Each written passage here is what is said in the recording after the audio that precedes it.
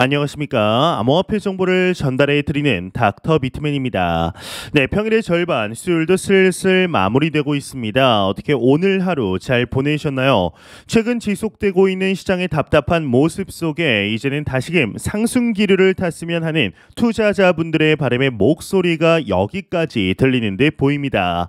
지난 1월과 같이 두 자릿수대의 상승세가 이어졌으면 좋겠는데 일단은 코인마켓캡에서 메이저 탑10 코인들 먼저 한번 살펴보도록 하겠습니다. 네, 일단 시가총액 1위의 비트코인의 경우는 전날 대비 0.32% 하락한 27,600달러대를 나타내고 있습니다. 이외에 이더리움은 0.06% 하락한 1,840달러대, 6위의 XRP는 0.07% 하락한 0.42달러대를 나타내고 있는데요. 비트코인의 더미넌스, 이더리움의 더미넌스 각각 한번 살펴보게 되면 46.9%, 19.5%를 나타내고 있습니다. 그렇다면 과연 선물 투자자분들은 현재 포지션 어떻게 나누고 있는지 롱숏 비율 한번 확인해 보도록 하겠습니다. 네, 일단 비트코인의 숏 포지션이 51%로 우위를 점하고 있습니다. 이더리움 역시 숏 포지션이 63%, XRP의 경우는 거의 비슷합니다. 이제 숏 포지션이 50.96%로 조금 더 우위를 점하고 있는데요. 달러 인덱스를 보게 되면 전월 대비 플러스 0.26% 상승, 환율의 경우도 전날 대비 플러스 0.34% 상승한 1,326원대를 나타내고 있습니다. 이제 9일 연합 인포맥스에서 이 전일 나스닥 지수가 12,256.92의 종가를 형성했다라고 나왔습니다. 이제 이 지수가 지난해 12월 28일에 기록한 저점에 비해서 무려 20% 높은 수준이라고 하는데, 이 다우존스는 나스닥 지수가 최근 저점 대비 20% 이상 반등한 만큼 이 나스닥 지수가 현재 약세장에서 탈피했다라고 진단을 했습니다. 이 기술적으로 나스닥 지수가 약세장에서 벗어나 이제는 강세장 국면에 접어들었다라는 뜻인데, 다만 이제 투자자들은 나스닥 지수가 이 강세장에 진입했는지 여부에 대해서 여러 가지 관점을 갖고 있다라고 합니다. 일부 전문가들은 최근 고점이 경신되기 전까지는 지수가 강세장에 진입했다라고 판단하지 않는 만큼 이 강세장 진입 여부는 각자의 기준에 따라 달라질 것으로 보인다라고 하는데, 이번 주기에서 나스닥 지수가 저점을 찍고 약세장을 탈피하는 데까지는 89일이 걸렸습니다. 이는 1984년에서 85년까지 이어진 약세장 이후 최장 기록이라고 마켓워치가 보도를 하였는데요. 이 나스닥 지수가 기술적 약세장에서 벗어났긴 했지만 의미 있는 반등세를 추가적으로 이어갈지 또한 미지수다라는 분석들이 대부분입니다. 이 런던에 기반한 AJ벨의 투자 디렉터인 러스 몰드의 경우는 1998년에서 2000년의 강세장 이후 2000년에서 2003년 이어진 나스닥 지수의 붕괴를 기억하는 사람은 이번 사태 또한 조심스레 접근할 것이라고 지적을 하였는데, 마켓워치의 경우도 지난해 8월 지수가 잠시 약세장에서 탈피한 후 며칠간 강세를 보이다가 다시 하락했던 때가 있기 때문에 이 같은 장 흐름에 주의해야 한다라고 언급을 하게 됩니다. 현재 이러지도 저러지도 못하는 상황이다라는 것이죠. 투자자들이 위축될 수밖에 없는 글로벌 매크로 상황들이 반복이 되고 있습니다. 이러한 장 상황 속에서 금 가격 또한 지속적으로 상승세를 나타내고 있는 것으로 보이는데요. 이 뉴욕 상품거래소에서 올해 6월물 금 선물 가격은 전일 대비 0.5% 상승한 온스당 2,042.90달러에 마감을 하였습니다. 이 금 가격의 경우는 현재 2거래일째 상승 중인데, 지난주에 기록했던 역대 두 번째 고점에 재차 근접하는 모습이죠. 이제 금 시장 투자자들의 경우는 오늘부터 공개되는 이 물가 지표를 앞두고 조심스러운 강세 베팅을 하고 있는 것으로 밝혀졌습니다. 이 물가 상승률이 인플레이션이 여전히 높은 수준을 기록할 것으로 예상이 되기 때문인데요.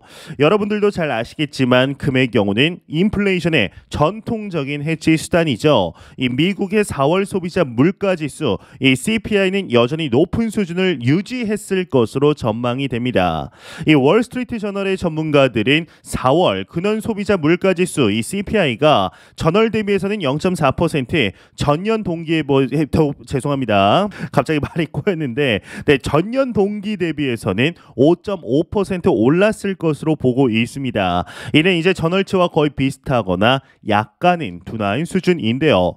이 금 투자자들의 경우는 CPI가 높은 수준을 기록할 경우 금 가격이 역대 최고점에 근접할 수 있다라고 전망을 하고 있습니다. 반면 이제 인플레이션이 완화한다고 하더라도 금 가격이 오히려 오를 수 있다라는 의견 또한 관측이 됐는데 이 인플레이션이 완화되면 이 경기 침체와 긴축 우려가 경감하기 때문이다라는 관점이 나오고 있습니다. 이제 결국 물가 결과와 무관하게 이미 상승 탄력을 받은 금 프라이스 자체가 이 상승세를 이어갈 것이다라는 말인 것이죠. 이에 새로운 인플레이션의 해지 자산으로 급부상하고 있는 비트코인과 크립토 마켓 전반적으로도 지금 당장의 가격은 다소 아쉽지만 올해 1월부터의 가격과 비교하면 상당 부분 긍정적인 모습을 보이고 있는데요. 이에 전통 은행권의 자금들이 비트코인으로 몰리고 있다라는 소식이 있어서 가져와 보았습니다. 자세한 내용 같이 보겠습니다. 네, 헤드라인을 보게 되면 코인 시장 살아나자 가상자산 운용 규모가 5개월 연속 증가세를 보이고 있다. 헤드라인이 멋지게 장식이 되어 있습니다. 네, 가상자산 관련 투자 상품의 운용 규모 자산이 이제 자산 규모가 5개월 연속 증가세를 보인 것으로 나타났다라고 합니다. 10일 가상자산 데이터 제공 업체 CC 데이터에 따르면 지난달 1일부터 23일까지 전체 가상자산 투자 상품 운용자산 규모가 356억 달러, 약 47조 500억 원으로 집계가 되었다라고 합니다. 이는 전달 같은 기간 314억 달러 대비 무려 42억 달러 늘어난 수치라고 하는데 10% 이상 증가를 한 것이죠. 이 가상자산 투자 상품 운용 자산에는 해외 기관이 운용하는 비트코인과 이더리움 등을 기초로 한 신탁, 상장지수 펀드, 상장지수 증권 등이 포함이 된다라고 합니다. 지난달 운용자산 규모가 증가세를 보인 것은 금융시장의 리스크가 이어지면서 가상자산이 대체 투자처로 주목을 받았기 때문이다라고 풀이가 된다라고 하는데 이 가상자산 크립토 마켓에 대한 관심이 새롭게 나타나는 상황에서 전통적인 금융의 실패와 시장의 혼란이 영향을 미쳤다라고 설명을 했습니다. 네, 이제 실리콘밸리 뱅크에 대해서도 나오는데 이 SVB 뱅크의 파산 사태 이후 가상자산은 투자 피난처로 주목을 받았다라고 나왔죠. 실제로 이 사태 이후 비트코인에 엄청난 자금이 몰리는 것을 우리는 두 눈으로서 확인할 수가 있었습니다. 비트코인이 일종의 디지털금, 새로운 인플레이션의 해지 자산으로서 인식이 되면서 이 유동성 위기 등 은행권 리스크가 발생을 하자 코인 시장으로 자금이 몰린 것이다라고 하는데요. 이 밑에 내용을 보게 되면은 뭐 이더리움 관련해서도 소식이 나왔습니다. 지난달 이더리움 가격이 상승한 것도 증가세를 견인했다. 뭐 샤펠라 업그레이드, POS 이러한 이야기들이 나오고 있습니다. 그 외의 내용은 그리 중요하지 않아 그냥 넘어가도록 하겠습니다. 현재 시간이 지나면서 글로벌 매크로적인 상황들이 상당히 어렵습니다. 특히나 경기 침체, 은행권의 리스크는 계속해서 위험 수준이 높아지고 있다라고 보이고 있는데요. 이제 얼마 전에 퍼스트 리퍼블릭 뱅크를 JP모건이 인수하겠다라고 밝히고 실제적으로 진행 중인 것으로 밝혀졌지만 그럼에도 중소형 은행들의 위기감은 아직도 사그라들지 않고 있습니다. 오히려 시간이 갈수록 고조되고 있는 상황이죠. 이러한 것이 수많은 매스미디어에서 떠들고 있지 않기 때문에 은행발 리스크는 끝났다라고 생각을 할 수 있지만 암호화폐 시장이나 이 주식시장, 금융권의 투자자들은 계속해서 그 위기감을 주시하고 있습니다. 이에 크립토 마켓 비트코인을 포함한 암호화폐 시장이 반사 이익을 얻고 있다라고 볼 수가 있는데요. 이러한 소식들이 계속 나오며 이제 내년 4월로 예정된 비트코인 반감기까지 이제 같이 겹치게 되었을 때 과연 이 크립토 마켓이 어디까지 상승하는 모습을 보여주게 될 것인지 충분히 기대해 보아도 좋지 않을까라는 생각이 듭니다. 이제 이런 소식과 더불어서 지난 2018년부터 크립토 투자자들에게 지속적으로 관심을 받고 있는 소식이 하나 있습니다. 그리고 기다리는 소식이죠. 바로 비트코인 현물 ETF인데요. 이제 2년 전이죠. 2021년 10월인가요? 9월이었나요? 이 글로벌 최초로 비트코인 선물 ETF가 승인이 되면서 현물 ETF에 대한 승인 기대감이 높아졌지만 이로부터 약 2년여가 지난 현재까지도 쉽사리 통과가 되고 있지 않고 있습니다. 예, 수많은 기업들은 포기하지 않고 현물 ETF에 대한 신청을 하고 있는데 대한민국에서 돈나무 누나로 알려진 이제 인물이죠. 캐시 우드에게서 다시 한 번의 재도전을 진행한다라는 내용이 나왔습니다. 자세한 내용 같이 보겠습니다. 네, 헤드라인을 보게 되면 돈나무 언니 캐시 우드 현물 비트코인 ETF 상장 3차 도전한다 헤드라인이 장식이 되어 있습니다. 이 돈나무 언니라는 별명으로 유명한 캐시 우드가 세 번째 현물 비트코인 ETF에 도전한다라고 합니다. 이 미국 증시에 상장된 최초의 현물 비트코인 ETF가 탄생할지 주목이 된다라고 하는데 사실상 비트코인 현물 ETF에 관한 소식을 보았을 때 많은 투자자들이 그래도 올해 안에는 과연 상장이 될까라는 일말의 기대감이 있지만 이보다는 에이 뭐 상장이 되겠어 라는 마음이 큰 것이 사실이죠. 이제 10일 시카고 옵션 거래소 이 CBOE에 따르면 캐시우드가 이끄는 아크인베스트는 미국 증권거래위원회 SEC의 비트코인 현물에 투자하는 상품인 아크 21쉐어스 비트코인 ETF의 상장 신청서를 제출했다라고 합니다. 이번 도전이 세 번째라고 하는데 이 아크인베스트는 스위스에 기반을 둔 ETF 업체인 21쉐어스와 함께 비트코인 현물 ETF를 운용한다. 스탠더드 앤드 푸어스 비트코인 지수를 기초 자산으로 이 비트코인의 직접 투자의 지수를 기반으로 매일 주식 가치를 평가하게 된다라고 합니다. 이제 세 번째 도전이라는 것은 말 그대로 이 아크인베스트가 두 번의 거절을 맛보았다라고 볼 수가 있죠. 뭐 SEC는 그동안 아크인베스트뿐만 아니라 그레이스케일, 피델리티 파네크 등등 정말 많은 자산 운용사들의 현물 ETF를 거부를 하였습니다. 그러면서 뭐 이렇게 내용이 나오고 있는데 그 외의 내용 그리 중요하지 않아서 넘어가도록 하겠습니다.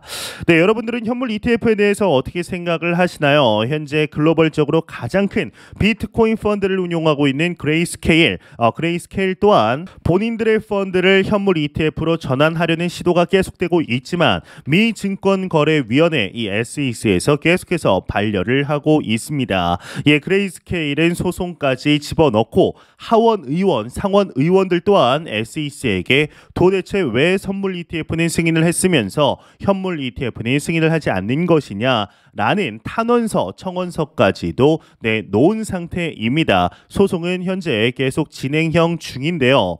이 시간이 갈수록 이 SEC가 현물 ETF를 반려하면서 했던 주된 내용인 그 투자자 보호라는 명목은 시간이 지날수록 말할 수 없게 되고 있습니다. 글로벌적으로 규제 프레임워크가 확실하게 정해져 있기 때문인데 많은 투자자들이 2023년 올해에 이제 상장될 것이라고 딱 이렇게 기대를 하고 있지는 않습니다. 상장되면 좋지만 안 되면 뭐 역시나 그럴 줄 알았다. 뭐 1년 더 기다리지. 뭐 이런 생각인데요. 제가 보았을 때는 올해는 조금 힘들고 한 내년 정도면은 충분하게 마무리되지 않을까 싶은데 일단은 비트코인 현물 ETF가 상장되기 위해서는 리플과 SEC의 소송이 마무리되어야 하는 전제 조건이 있습니다. 왜냐하면 SEC와 리플 사이 소송이 마무리되어야 이 미등록 증권이라는 암호화폐 시장의 크나큰 난제 하나가 확실히 해결되기 때문이죠. 이를 기반으로 해서 미국이 글로벌적인 규제 프레임워크를 확실하게 만들고 다른 국가들이 미국을 보면서 서서히 틀을 잡아가게 될 것입니다.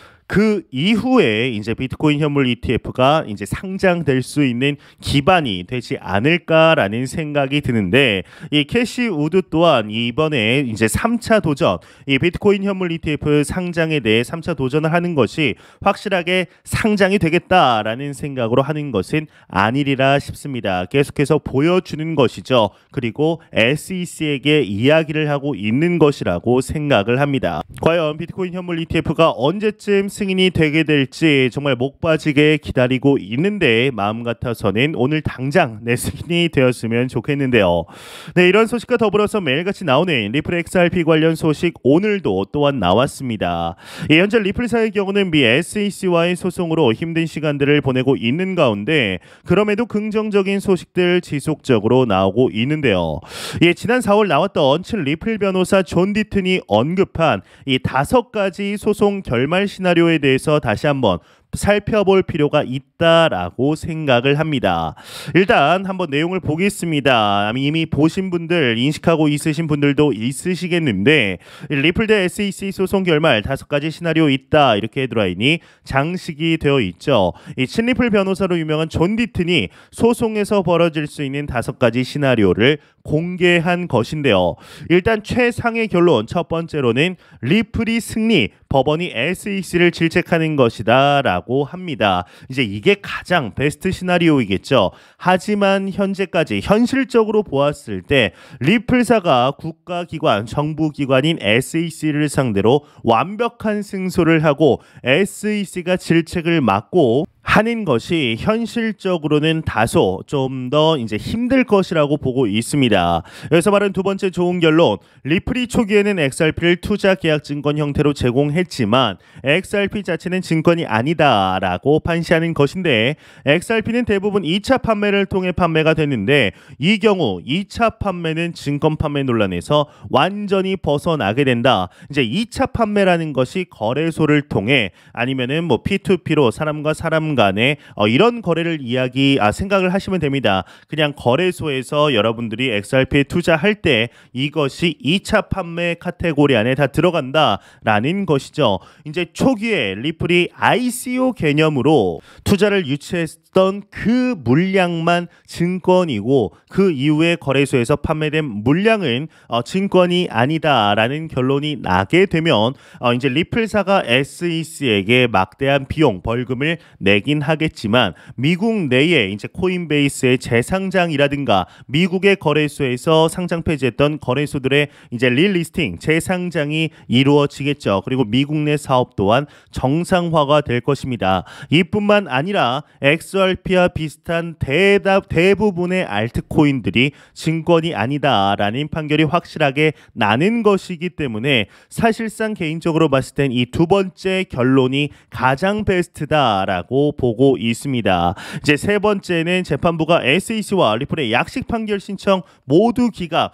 정식 재판의 회부의 배심원 판단을 받게 하는 것인데 이 경우에는 다소 좀 아쉬운 결론이 날 수밖에 없습니다. 안 그래도 지금 2020년 12월부터 시작해서 800일, 900일 이제 1000일이 가까워지고 있는데 이 1000일이 가까운 시간 동안 약식 판결이 아무런 이야기가 나오지 않고 정식 재판으로 이제 넘어간다. 그러면 추가적으로 3에서 5년이 더 걸리게 될 수밖에 없겠죠. 그리고 네 번째는 XRP가 증권으로 간주되는 것인데 다만 2차 판매의 경우에는 이번 판결에 적용 범위에서 제외하는 것이다. 이렇게 하면 소송의 당사자인 리플랩스와 전 현직 임원들은 항소를 하겠지만 리플은 지금처럼 거래가 가능하다. 이게 이제 방금 말씀드렸던 두 번째 결론의 하위 호환이다라고 보시면 됩니다. 그리고 최악의 시나리오는 법원이 SEC에 유리한 약식 판결을 내리면서 XRP 자체의 증권성이나 2차 판매에 대해서 언급하지 않고 존 디튼은 일이 이렇게 되면 SEC는 2차 판매 물량 전액에 대한 손해배상 소송을 진행할 가능성이 높다라고 이렇게 언급을 하고 있습니다. 그런데 이 시나리오에 대해서는 이제 거의 이루어질 확률이 없다. 없다라고 볼 수가 있겠죠. 이 존 디튼도 뭐 개인적으로는 최악의 시나리오는 진행되지 않을 것이다라고 이야기를 하고 있는데, 현재 이 소송 관련 이제 모습들을 보았을 때 여러분들도 느끼시겠지만 소송이 상당히 리플사 방면으로 유리하게 그리고 무게가 진행이 되고 있습니다. 그만큼 이 크립토 마켓 자체 내에서 리플사가 소송에 임하는 자세가 본인들만 하려는 것이 아니라 크립토 마켓 전체를 대변하는 모습을 보이고 있고, 초기에 이런 모습이 다소 꼴불견이다라고 생각이 드는 모습들도 다소 있었는데, 시간이 갈수록 리플사 XRP를 싫어했던 투자자들도 직접 투자를 하지 않더라도 응원하는 지경까지 이르렀습니다. 이 모든 게 SEC가 뿌린 씨앗을 본인들이 거두고 있는 것이죠.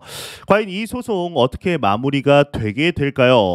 현재까지로서 리플사가 무난하게 유리한 방향으로 합의가 이루어질 것으로 보입니다. 뭐 SEC 패소, 뭐 리플 승소 이러한 식으로는 끝이 나지 않을 것 같은데요. SEC도 SEC 나름대로 체면을 지키고 리플사도 리플사 나름대로 이익을 지키면서 서로 윈윈이라고 말하긴 좀 그렇지만 그나마 윈윈하면서 마무리할 수 있는 것이 이 두 번째 결론. 초기는 증권 맞다 하지만 그 외에는 아니다라고 판결하는 것이 가장 베스트이지 않을까 싶습니다. 이렇게 된다면 XRP는 중단기적으로는 분명히 $10 이상의 가치를 지니게 되는 폭발적인 성장을 보여줄 것이고, 이 XRP에 투자하지 못했던 투자자들은 손가락 쭉쭉 빨면서 이제 XRP의 상승세를 지켜볼 수밖에 없겠죠. 이를 시작으로 이를 기반으로 크립토 마켓의 새로운 불장이 시작될 가능성이 상당히 농후하다라고 보고 있습니다. 과연 이 소송이 어떤 식으로 마무리되게 될지 충분히 기대해 보아도 좋지 않을까라는 생각이 듭니다. 네, 제가 준비해온 소식 여기까지입니다. 영상 도움이 되셨다면 구독과 좋아요 그리고 광고 한 편만 처음부터 끝까지 시청 부탁드립니다. 이 채널은 오직 광고 수익으로 운영이 되게 됩니다.